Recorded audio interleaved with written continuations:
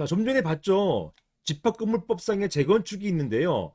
한번 보실게요. 법조문이 있고 이 법조문이 많지가 않아요. 전체 3개밖에 없습니다. 3개 조항밖에 없기 때문에 이 집합건물법에 따라서 재건축하실 때에는 법과 판례, 이런 재건축 실무 요거 가지고 재건축하시는 거예요. 제 47조 1항 보시면 재건축 결의, 제목이 재건축 결의예요. 건물 건축 후에 상당한 기간이 지나서 건물 가격에 비해서 지나치게 많은 수리비, 복구비, 그리고 관리 비용이 드는 경우 또는 또는입니다. 또는 이렇게 건물 건축해서 오래돼서 이게 건물이 노후가 됐다는 것뿐만 아니라 또는이에요. 부근 토지 이용 상황이나 변화 그 밖의 사정으로 건물을 재건축하면은 재건축에 드는 비용에 비해서 현저하게 효용이 증가되는 경우. 자, 이게 무슨 말이냐면 재건축하면 이 건물 가치가 높아질 때 이 경우에는요. 건물 건축 후 상당한 기간이 지날 필요도 없고요. 건물 훼손되거나 멸실되거나 수리 복구비가 들어가는 그 경우가 아니에요. 그 경우가 아니라 하더라도 비록 건물 지은 지 얼마 안 됐다 하더라도 부근 토지 이용 상황에 따라 가지고 이런 여러 가지 사정에 따라 가지고 재건축하는 게 더 유리하다, 더 좋다. 이런 경우에는 재건축할 수 있단 말입니다. 제가 주로 큰 쇼핑몰 재건축 자문을 많이 하고 있는데 이런 쇼핑몰 보면은 연식이 오래되지 않은 경우가 굉장히 많습니다. 그리고 굉장히 튼튼하게 지어졌어요. 이런 상가 같은 경우 골격도 튼튼하고 따라서 노후화되거나 수리복구가 필요 없는 경우가 많아요.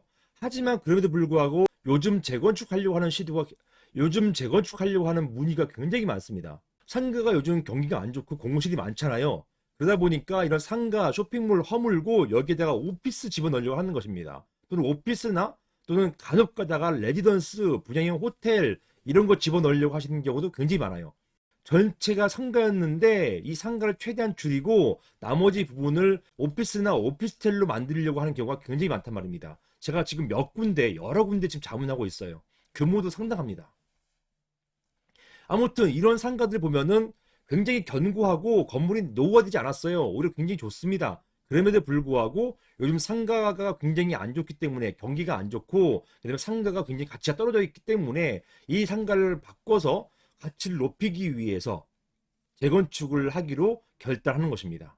이러한 근거가 바로 집합건물법 보신 것처럼 47조 제1항에 있어요. 자, 이렇게 될 경우에 관련 집회에서 건물 철거해서 즉 재건축한단 말이죠. 그 대지를 구분수익권 목적이 될 새 건물 대지로 이용할 것을 결의할 수 있다. 즉 재건축한단 말이에요. 그 말을 이렇게 표현하고 있는 것입니다. 여기에서 이런 관련 집회 이렇게 표현했잖아요. 집회 열지 않아도 됩니다. 집회 열지 않고 서면 결의로도 가능하다. 이게 제가 받은 판례예요. 그래서 서면 결의로서 관련 집회 결의를 가름할 수 있다. 이렇게 볼 수 있고요. 이런 경우는요. 만약에 여기에 반대하시는 분이 관리단 상대로 해가지고 소송 제기하면 안 돼요. 이 경우는 이런 재건축을 추진한 재건축위원회를 상대로 또는 재건축 조합을 상대로 해서 소송을 제기하셔야만 됩니다. 자, 그리고 이런 1항의 결의, 이게 재건축 결의입니다. 재건축 결의 요건이 있어요. 그게 뭐냐? 구분 소유자의 5분의 4 이상, 전체 구분 소유자의 80% 이상과 그 다음에 밑입니다. 밑. 그리고 end예요. 구분 소유자의 5분의 4 이상, 그리고 의결권, 보통은 지분입니다. 지분이 아닐 수도 있는데요. 이건 규약으로 변경할 수 있지만 어찌됐든 일반적으로 의결권은 지분을 말하는 것입니다. 지분의 80% 이상의 결의에 따른다. 이렇게 되어 있어요. 이걸 반대로 얘기하면 구분 소유자 5분의 이상과 전체 지분의 5분의 4 이상 동의만 있으면 20%가 반대한다 하더라도 재건축은 되는 거예요. 즉 건물을 허물 수 있는 것입니다. 그리고 반대하는 20%의 소유권을 가지고 올 수 있어요. 이게 바로 매도 청구입니다. 이 매도 청구가 형성권이라고 해서 이 형성권이 어려운 용어긴 한데요. 매도 청구함과 동시에 그 효과가 발생해요. 이런 강력한 즉 남의 소유권을 뺏어올 수 있는 이런 강력한 법이 집합건법에 있는 것입니다. 그것을 여러분이 지금 보고 계시는 거예요. 자, 그리고 재건축 결의할 때는요. 이런 사항들, 요 네 가지 사항을 반드시 구체적이고 명확하게 밝혀야 되고 사전에 설명을 해야 됩니다. 이런 설명이 있은 이후에 그 다음에 재건축 결의를 받으셔야 되는 거예요. 그래야만 재건축 결의가 유효하게 되는 것입니다.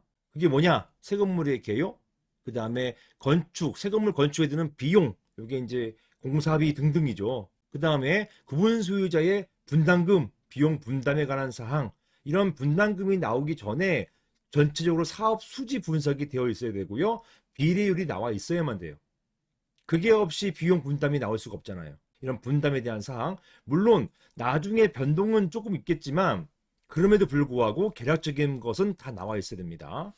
그 다음에 새 건물 구분 소유권 귀속에 관한 사항, 즉 내가 내 건물을, 내 지금 있는 건물을 주고 새 건물을 받아야 되는 거잖아요. 내가 만약 새 건물을 대물로 받고자 할 때 그 경우에 내가 어떤 소유권을 확보할 수 있는지 요걸 미리 밝혀놔야 된다는 것입니다.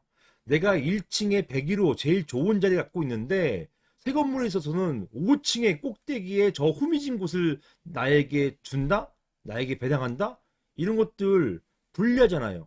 불리하면 내가 거부해야 되는 거잖아요. 이런 것들을 미리 알고 있어야 되는 것입니다. 전혀 이런 것들에 대해서 정해놓지 않다가 막판에 뭐 추첨으로 맨 끝자리 가게 된다? 이런 것들, 갑자기 이런 것들을 얘기하면은 굉장히 피해가 가기 때문에 이런 것들을 사전에, 즉 새 건물 구분 소유권 귀속을 어떻게 한다, 나중에 추첨으로 한다, 뭐 등등 이런 것들을 미리 정해 놔야 된다는 얘기예요.